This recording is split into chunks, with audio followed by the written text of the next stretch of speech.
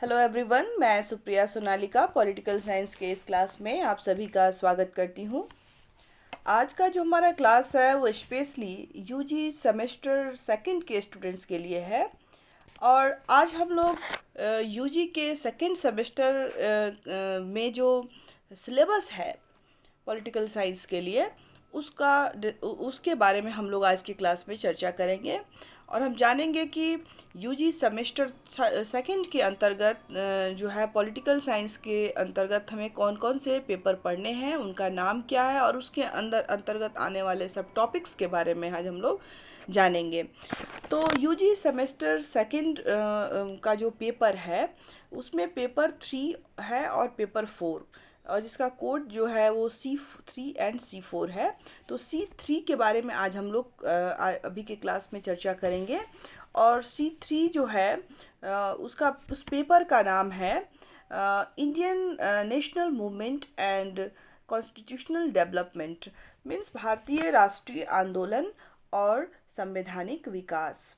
ये हमारा पेपर का नाम हुआ जो हमें यूजी सेमेस्टर सेकंड के जिनका पॉलिटिकल साइंस ऑनर्स है, जिन छात्र छात्राओं का यूजी में पॉलिटिकल साइंस ऑनर्स है और वो सेकेंड सेमेस्टर के स्टूडेंट्स हैं, तो सेकेंड सेमेस्टर के स्टूडेंट्स के लिए जो पेपर 3 होगा, क्योंकि पेपर 1 और 2 उन्होंने सेमेस्टर 1 में पढ़ा है और पेपर 3 एंड 4 उनको पढ़ना है पेपर सेकेंड सेमेस्टर में। तो सेकेंड सेमेस्टर में पेपर जो 3 है उसका नाम, जैसा कि मैंने आपको पहले भी बताया, कि Indian national movement and constitutional development है। तो इसको हिंदी में बोलेंगे भारतीय राष्ट्रीय आंदोलन और संवैधानिक विकास। ये हमारे पेपर का नाम हो गया। और जैसा कि हम सभी जानते हैं कि 100 मार्क्स का होगा और 75 मार्क्स आपके एक्सटर्नल एग्ज़ाम जो है ये होते हैं, और जो 25 मार्क्स जो होते हैं वो इंटरनल एग्ज़ाम्स के लिए होते हैं। तो सेम एज फर्स्ट सेमेस्टर के जैसा ही इसमें भी रहेगा। और इसमें जो पहला जो सब टॉपिक हमें पढ़ना है वो पहला सब टॉपिक है द इंडियन नेशनल मूवमेंट। और इसके अंतर्गत इसके मतलब स्पेशल रेफरेंस में देखना है द लिबरल फेज। हिंदी में इसको बोलेंगे भारतीय राष्ट्रीय आंदोलन, और इसमें इसका उदारवादी युग। उदारवादी जो भारतीय राष्ट्रीय आंदोलन था उसका उदारवादी युग क्या था। तो जैसा कि हम सभी जानते हैं कि जो भारत की आज़ादी के लिए जो आंदोलन किए गए उसी को भारतीय राष्ट्रीय आंदोलन कहते हैं, और जिसकी शुरुआत 1885 से 1947 तक, जब तक देश हमारा आज़ाद नहीं हुआ तब तक जितनी भी घटनाएं घटी उन सभी का अध्ययन जो है हमें करना है।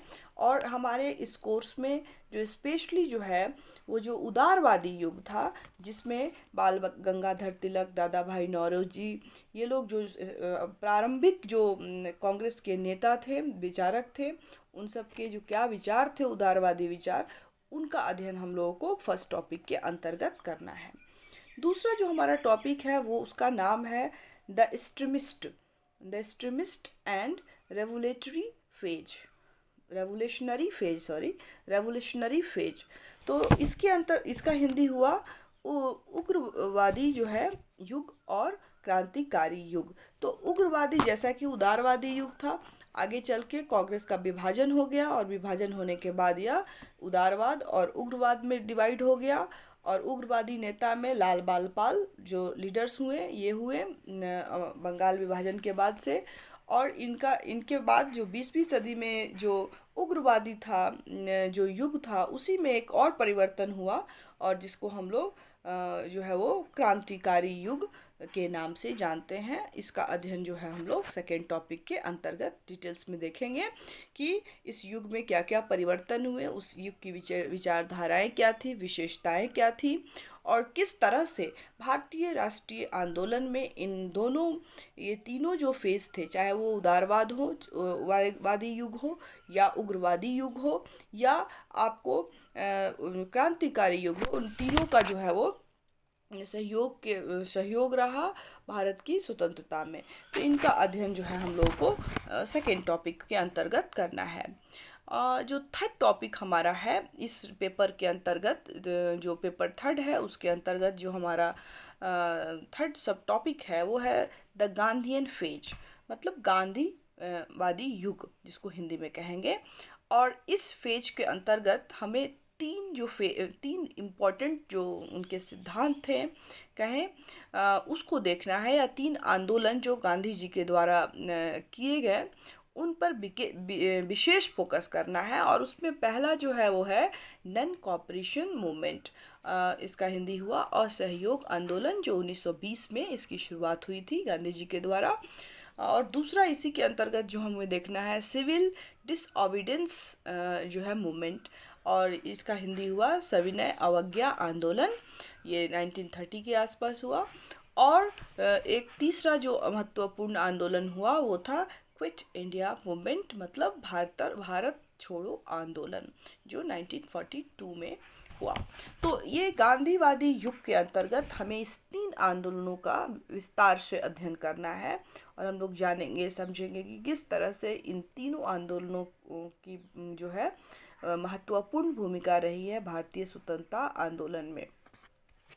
इस तीन टॉपिक के बाद जो चौथा टॉपिक है वो पढ़ना है मॉर्ले मिंटो रिफॉर्म्स एक्ट जो था, जो मॉर्ले मिंटो रिफॉर्म्स एक्ट जो था, जो उस समय के गवर्नर जनरल बनाए गए थे भारत के, तो उन्होंने क्या रिफॉर्म्स किया, तो उस रिफॉर्म्स के बारे में हमें देखना है जो 1909 में जो हुआ था।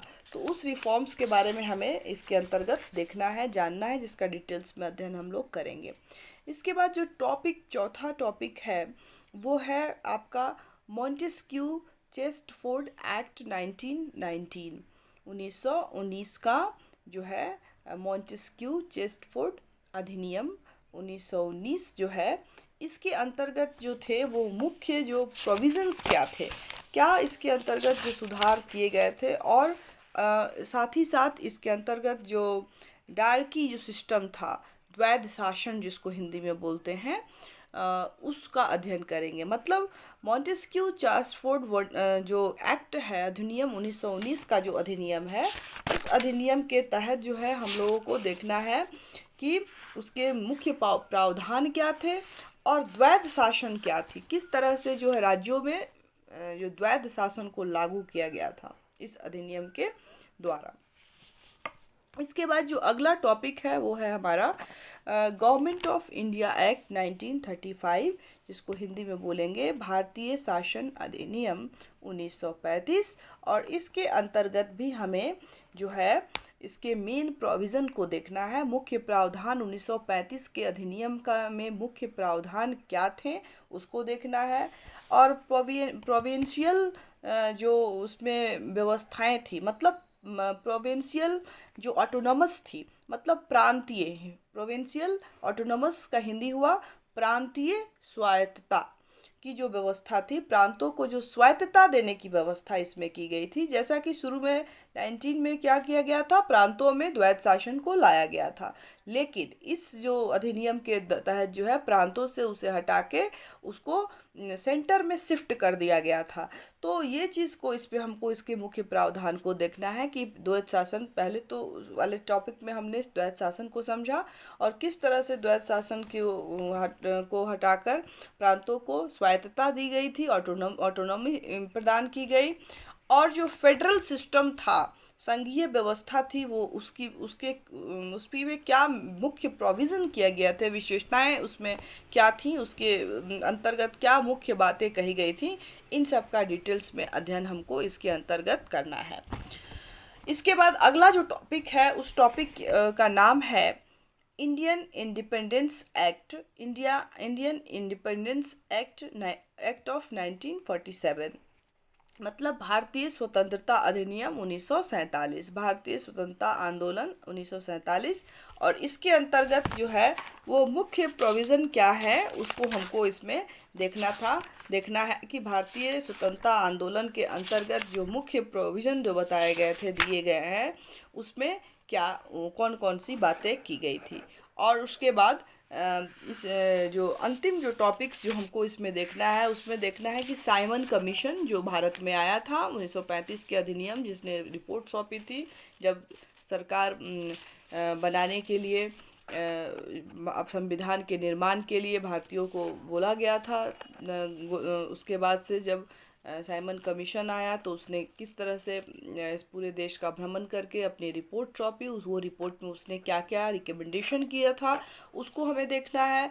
और जो कैबिनेट मिशन प्लान था वो क्या था, कैबिनेट मिशन प्लान जो था वो उसमें कौन कौन से लोग होंगे, कैसे वो बना कैबिनेट मिशन प्लान, उसमें सारे चीज़ को जो है उसका डिटेल्स में अध्ययन जो है वो हमें करना है। तो ये कुछ टॉपिक्स थे, ये इन्हीं टॉपिक्स का अध्ययन जो है हमें पेपर थर्ड के अंतर्गत करना है और डिटेल्स में हम इसका अध्ययन करेंगे।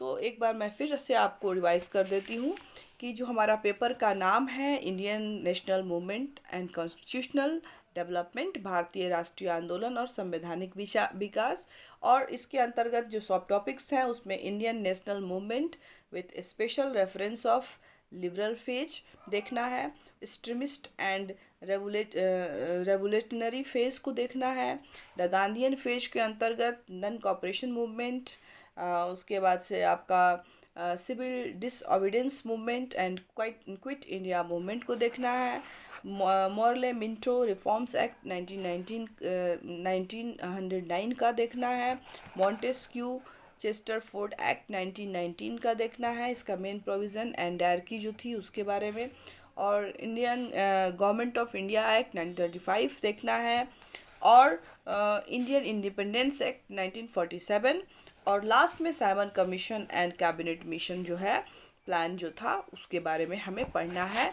और इस तरह से इस पेपर के अंतर्गत इन सभी टॉपिक का अध्ययन हमें करना है, और ये सभी टॉपिक जो है भारतीय स्वतंत्रता आंदोलन में इनका बहुत ही महत्वपूर्ण योगदान रहा है। और ये टॉपिक तो पॉलिटिकल साइंस के अंतर्गत दिए गए हैं, बल्कि अदर भी सब्जेक्ट्स में या जनरल भी ये चीज़ें जो हैं जनरल नॉलेज में, जीएस में भी बहुत सारे एग्ज़ाम्स में ये क्वेश्चन पूछे जाते हैं। तो इसलिए ये सभी के लिए बहुत ही इम्पोर्टेंट ये पेपर होगा, क्योंकि इससे कुछ ना कुछ इंडियन कॉन्स्टिट्यूशन से या इंडियन जो कॉन्स्टिट्यूशन का डेवलपमेंट है उससे कुछ ना कुछ क्वेश्चंस जो है वो पूछे जाते हैं, चाहे इतिहास के पेपर में आए या इसके पेपर में आए या जीएस के पेपर में आए। तो ये दोनों के लिए इम्पोर्टेंट है। चूँकि ये यूजी के लिए है तो यूजी के कोर्स में इनका हमें डिटेल्स में अध्ययन यूजी में करना है। तो ये हमारा कोर्स था। इसके साथ साथ आप इसको पढ़ने और समझने के लिए देखिए क्लासेस आपके होंगे ही, वीडियोस भी मेरी अपलोड होंगी। साथ ही साथ अगर आप कुछ बुक्स वगैरह लेना चाहते हैं तो आप ले सकते हैं, जिसमें जो है भारतीय राष्ट्रीय आंदोलन तथा संविधान करके बुक आती है, जेपी सूद की बुक आती है। उसके बाद भारतीय राष्ट्रीय आंदोलन डीडी बसु की आती है। उसके बाद आपका भारतीय राष्ट्रीय आंदोलन के नाम से ही सिंघल की भी बुक आती है, पुखराज जैन की बुक आती है। उसके बाद बीएल फाड़िया की बुक आती है, आशीर्वादम की बुक आती है, और Indian government and politics English में ये जो है डीसी गुप्ता की बुक आती है, और इंडियन गवर्नमेंट एंड पॉलिटिक्स के नाम से बीएल फाड़िया की भी बुक आती है इंग्लिश में। तो ये सब बेसिक बुक हैं, तो कोई भी एक बुक आप जिसको अच्छे से समझ सकते हैं, पढ़ सकते हैं, उसको आप चाहे तो ले सकते हैं। और बाकी तो चीज़ें जो है हमारे क्लास में वो day by day topic wise आपको मेरी वीडियो में मिल ही जाएगी।